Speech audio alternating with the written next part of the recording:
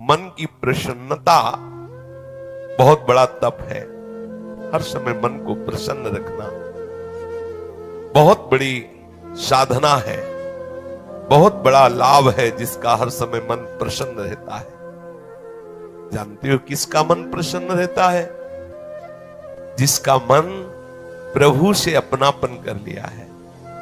मन को सदैव प्रसन्न रखना है तो भगवत संबंध से ही मन प्रसन्न रह सकता है। ये मन चंचल क्यों रहता है, अशांत क्यों रहता है?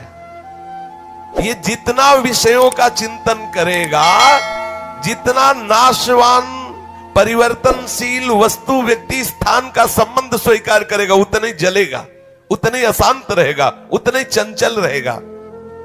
त्यागात् शान्तिरनन्तरम्, जितना ऐसा वस्तु व्यक्ति स्थान का राग त्याग करेगा उतना ही शांत हो जाएगा, उतना ही आनंदित हो जाएगा, उतना ही प्रसन्न हो जाएगा। मनः प्रसादः। यदि आप मन को प्रसन्न करना चाहते हैं तो किसी भी व्यक्ति वस्तु स्थान का इसे संबंध न रख ले पावे, ये सावधानी रखना। और होता क्या है, बोले चलो मनोरंजन करते हैं। कहां? किसी व्यक्ति में, किसी वस्तु में, किसी स्थान में, किसी द्रव्य में। होता क्या है, मनोरंजन होता नहीं, एक नई जलन, एक नई चिंता, एक नई कामना, एक नई वासना, एक नया फसाव। चले थे आनंद लेने और फंस गए। हमारा मन प्रसाद, मन प्रसन्न कब होगा? बहुत ध्यान की बात है। भगवान कह रहे त्यागात् शान्तिरनन्तरम्। यदि आप शांति देना चाहते हो अपने मन को, आनंद देना चाहते हो, प्रसन्नता पाना चाहते हो, तो आप वस्तु व्यक्ति स्थान के संबंध से रहित कर दो अपने मन को। एकमात्र प्रभु के चरणारविंद में आप अपने मन को लगा दो। फिर आप देखें आपका मन सदैव प्रसन्न रहेगा, क्योंकि प्रभु अविनाशी है, वस्तु व्यक्ति स्थान परिवर्तनशील है। वो एक रस प्रसन्न रह ही नहीं सकता जिसका वस्तु व्यक्ति स्थान से संबंध है, नहीं रह सकता, क्योंकि वो एक रस नहीं है तो मन कैसे एक रस होगा? वो विनाशी है, परिवर्तनशील है, मूल में दुख है, केवल ऊपर से सुखद दिखाई दे रहा है। मन में अशांति, दुख, क्लेश, बंधन का कारण है किसी वस्तु व्यक्ति स्थान से अपनापन कर लेना। सूक्ष्मता से देख लीजिए, अभी हम यही फंसे हैं, चाहे हम ज्ञानी भगत हो, चाहे प्रेमी भगत हो, अभी केवल मन के भगत हैं। मन को अभी भक्ति के मार्ग में नहीं खड़ा कर पाए। किसी भी वस्तु व्यक्ति स्थान से राग न रह जाना, यह वैरागी का लक्षण है। समस्त वस्तु व्यक्ति स्थान में एकमात्र सच्चिदानंद आराध्य देव को देखना, यह अनुरागी का लक्षण है।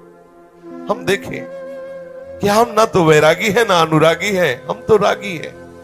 हर वस्तु व्यक्ति स्थान से हम सुख भोगना चाहते हैं। देख लो, अगर ऐसा नहीं तो फिर मन जाएगा ही नहीं। जब तक सुख की लालसा नहीं तब तक मन जाने वाला नहीं। इसको जहां जहां सुख का मिलने का भाव है वहीं वहीं ये जाता है। जब धन संपत्ति, स्त्री, पुत्र, नाना प्रकार की भोग सामग्री, इनमें हम अपनापन कर लेते हैं तो मन हमारा चंचल हो जाता है। सबका प्रश्न होता है, मन भजन में नहीं लगता, चंचल है। मन चंचल आपने किया है, आपको ही छोड़ना पड़ेगा। आपने वस्तु व्यक्ति स्थान से संबंध कर लिया है, वो चंचल, परिवर्तनशील, नाशवान, वही लक्षण मन को आ रहे। और आप अविनाशी प्रीतम से अपना संबंध कर लो, देखो कितना आनंद मन में रहता है, कितनी प्रसन्नता रहती मन में। भगवत चरणारविंद का आश्रय लेने वाला हर समय प्रसन्न रहता है, ये पहचान है। भारी से भारी विपत्ति में भी उसका हृदय आनंदित रहता है, क्योंकि ये विपत्ति संपत्ति बाहरी बात है। वो जिस आनंद में मगन है वहां न विपत्ति का न संपत्ति का, दोनों का प्रवेश नहीं, न हर्ष न शोक का। इसलिए मनः प्रसादः। साधक ध्यान दे संतुष्टः येन केनवा। हर परिस्थिति में मन को प्रसन्न करना सीखे, प्रसन्न रखना सीखे। परिस्थिति में प्रसन्न तभी रह सकते हैं जब भगवत चरणारविंद का आश्रय नहीं। कभी परिस्थितियां किसी को चैन नहीं लेने देती।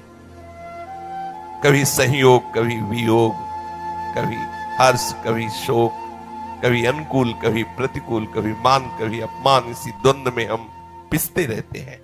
तो मन कहां प्रसन्नता का अनुभव कर पाता है। मन की प्रसन्नता के लिए सांसारिक वस्तु, व्यक्ति, परिस्थिति, देश काल, घटना आदि को लेकर के हम अपनापन, अहम करके उसे ना माने। जैसे ये व्यक्ति मेरा है, ये वस्तु मेरी है, ये स्थान मेरा है, ये अमुक अमुक मेरी। अब आपका मन प्रसन्न नहीं रहेगा, जलेगा, अशांत रहेगा। अपने स्वार्थ या अभिमान को लेकर किसी का पक्षपात न करना। यदि आप अपने मन को प्रसन्न रखना चाहते हैं तो अपने स्वार्थ की पूर्ति के लिए या अभिमान की पूर्ति के लिए किसी का पक्ष न लेना। किसी का मंगल करने के लिए, किसी को आनंद प्रदान करने के लिए हम भले सलाह दे दें, लेकिन अपना अहंकार पोषण करने के लिए, अपने स्वार्थ की पूर्ति के लिए हम पक्षपात न ले। नहीं, हमारा मन प्रसन्न नहीं रह पाएगा। मन को सदा दया भाव से युक्त रखे, क्षमा भाव से युक्त रखे। दूसरों को कैसे हम सुख पहुंचावें, ऐसे मननशील बने। सदैव सुख देवे को चाव चित, सब सोहित निष्काम। सबको सुख पहुंचाऊं लेकिन किसी से सुख पाने की लालसा ना हो, मन प्रसन्न रहने लगेगा। मन में जब दूसरों के हित की भावना होती है तो प्रसन्नता का प्रादुर्भाव होता है। और सदैव मन को प्रसन्न रखने के लिए थोड़ा भोजन पाना सीखें, कम बोलना सीखें, कम सोना सीखें और सदैव भगवान नाम जपना सीखें। अखंड प्रसन्नता आ जाएगी। मानते हैं प्रारब्ध के अनुसार शरीर रोगी हो सकता है, परिस्थिति प्रतिकूल आ गई, संसार ने तुम्हारा त्याग कर दिया, लोग निंदा करते हैं, लेकिन आप प्रसन्न रहेंगे क्योंकि आपने बहुत बड़े करुणा निधान आनंद समुद्र प्रभु का आश्रय ले लिया है। उस आश्रय में जो बाधक भाव है उनका त्याग कर दीजिए। अधिक भोजन करने वाला कभी प्रसन्न नहीं रह सकता। और बड़ी विचित्र ये जिभ्या है, ऊब गए भगवान। रोज इसे पवाओ, लेकिन रोज नए नए पदार्थ, पेट बढ़ता चला जा रहा है, मांस पेशियां बढ़ती चली जा रही, कब्ज बढ़ती चली जा रही है और जिभ्या खाते खाते बूढ़ी होने जा रही, फिर भी और खाओ और खाओ। पता नहीं कब तक खाओ खाओ खाओ। भोजन पर साधक ध्यान दे, नहीं तो आनंद का जो विषय मन की प्रसन्नता है वो आप नहीं धारण कर पाएंगे। बोले हित परमित भोजी, थोड़ा सरल, स्वाद रहित, स्वास्थ्य वर्धक, सतोगुणी भोजन पाया जाए। स्वाद रहित भोजन बहुत आवश्यक है भजन मार्ग में, बहुत आवश्यक। ये अधिक मीठा, चटपटा, खट्टा, ये वो सब कामोत्तेजना पैदा करता है, कब्ज बनाता है, मन को चंचल करता है। कई तरह के भयानक ऐसे दोष जो हमारी साधना में हानिकारक है। पक्का समझ लीजिए, ये अनुभूत बात कहते हैं। भोजन जितना सरस होगा, भजन उतने चौपट होगा। पक्का समझ लो। ये भोजन बहुत घातक वस्तु है, बहुत घातक वस्तु है। साधक इस बात पर ध्यान दे, ये भोजन हमें मारे डाल रहा है। हमारा जीवन भगवत प्राप्ति के लिए है और ये आज पा लिया, वो पा लिया, ये गुलाब जामुन, ये लड्डू, ये वो, बस बुद्धि में विचलता, भगवत चिंतन रहित और नाना प्रकार की वासनात्मक खेल की कामनाएं, कल्पनाएं, ये भोजन के कारण। बहुत आवश्यक है भोजन सुधारना। भोजन नींव है परमार्थ की। जैसा खाओ अन्न वैसा बने मन। तो मनः प्रसाद कैसे प्राप्त होगे, क्योंकि आपका भोजन ठीक नहीं है।